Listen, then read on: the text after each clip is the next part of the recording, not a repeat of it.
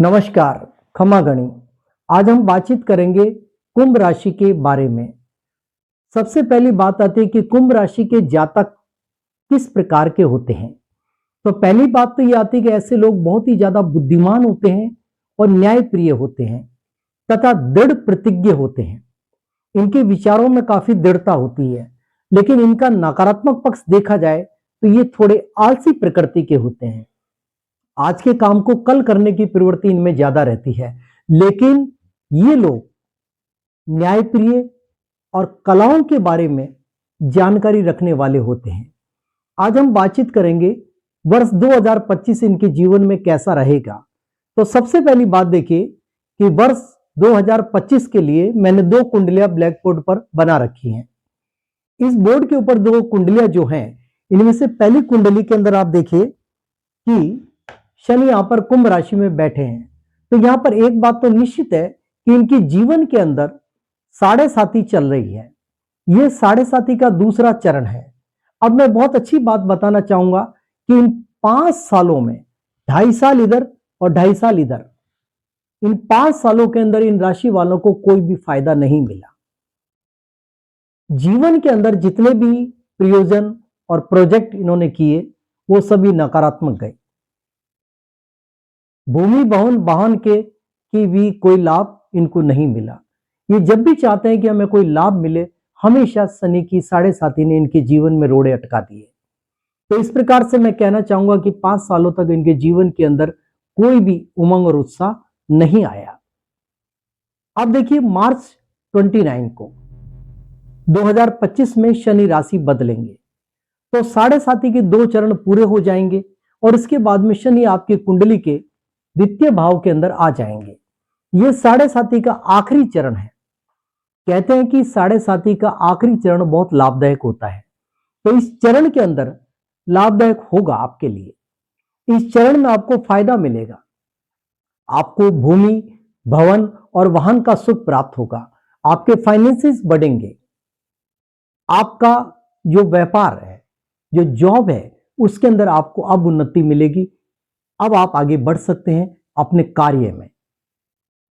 5 सालों में आपने जो गंवाया वो सब आपको प्राप्त करने का अवसर मिल रहा है। इन 2.5 सालों के अंदर शनि मीन राशि में आने के बाद में आपको इसका फल निश्चित रूप से देंगे और आपके अंदर एक नई ऊर्जा का संचार करेंगे गुरु ग्रह के बारे में। जुपिटर के अगर देखें तो जुपिटर इस समय आपकी कुंडली के चौथे भाव के अंदर है।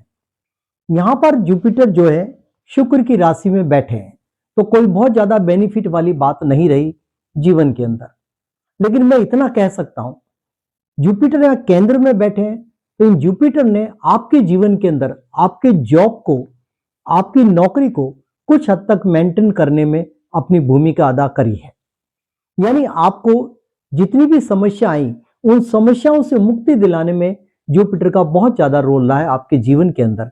लेकिन अब अगर हम देखें तो 14 मार्च को जुपिटर जो है आपकी कुंडली के 5वें घर के अंदर आ जाएंगे। यहां पर आ जाएंगे। इस 5वें घर पर आने के बाद में आपके लिए सबसे बढ़िया होगा संतान का सुख। जिनके संतान नहीं है उनको संतान का सुख प्रदान करेंगे, और साथ ही साथ जो विद्यार्थी वर्ग है उनके अंदर पढ़ने की नई चेतना, नई ऊर्जा जागृत करेंगे ये बृहस्पति। तो इससे पढ़ाई के अंदर उनकी रुचि बढ़ेगी, और जो संतान कभी आपके कहने में नहीं थी वो अब आपका कहना मानने लग जाएगी। अब जुपिटर के बारे में देखें तो इसकी 3 दृष्टियां होती है। सबसे पहले इनकी 5वीं दृष्टि के बारे में बातचीत करते हैं। 1 2 3 4 5, 5वीं दृष्टि आपकी कुंडली के 9वें घर के ऊपर पड़ती है। 9वें घर के ऊपर पड़ने का मतलब है यहां से आपको बहुत ज्यादा फायदा मिलेगा। आपके पिता की अगर सेहत खराब थी तो सेहत में सुधार होगा। आपको धार्मिक यात्राओं को सौभाग्य मिलेगा और आपके भाग्य में वृद्धि होगी। साथ ही साथ बृहस्पति की 7वीं दृष्टि 11वें घर के ऊपर पड़ती है। यह आय का घर है, जहां से हम इनकम को देखते हैं, प्रॉफिट को देखते हैं, गेन्स को देखते हैं।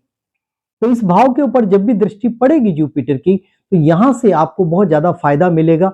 और साथ ही साथ देखिए जुपिटर की 9वीं दृष्टि जो पड़ती है वो आपके लग्न भाव के ऊपर पड़ती है। यहां से आपका व्यक्तित्व बढ़ेगा, आपका ऑरा बढ़ेगा, आपका प्रभाव बढ़ेगा जो आज तक आपके जीवन में था ही नहीं।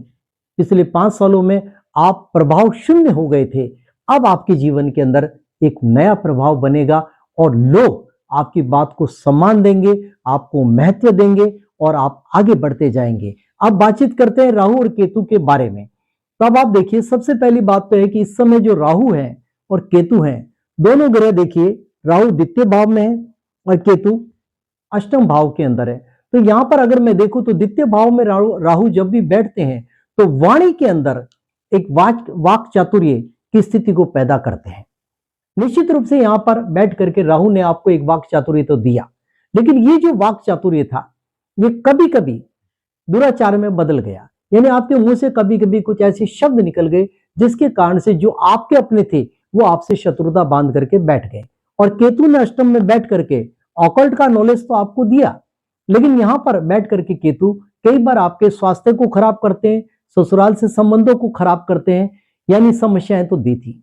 अब देखिए 18 मई को राहु आपकी कुंडली के अंदर लग्न में आ जाएंगे और केतु सप्तम में आ जाएंगे। यहां जब भी लग्न के अंदर राहु आएगा तो आपकी विचारों की शक्ति को बदल देगा, आपके दिमाग के अंदर एक नए थॉट्स, नए प्लान्स पैदा करने लग जाएगा और ये सभी थॉट और प्लान आपके जीवन के लिए हितकारी होंगे, आपको जीवन में आगे बढ़ाने वाले बनेंगे।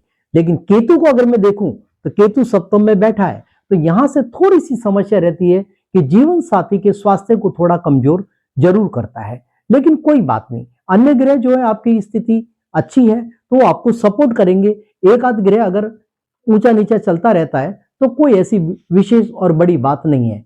आशा करता हूं कि आपको मेरा ये वीडियो पसंद आएगा और मैं आपसे निवेदन भी करूंगा कि आप मेरे चैनल को सब्सक्राइब करिए, अधिक से अधिक अपने कमेंट्स दीजिए, बढ़िया से कमेंट्स दिल से दीजिए। और इसी के साथ ही मैं अपनी वाणी को विराम देते हुए आपसे विदा चाहूंगा। धन्यवाद।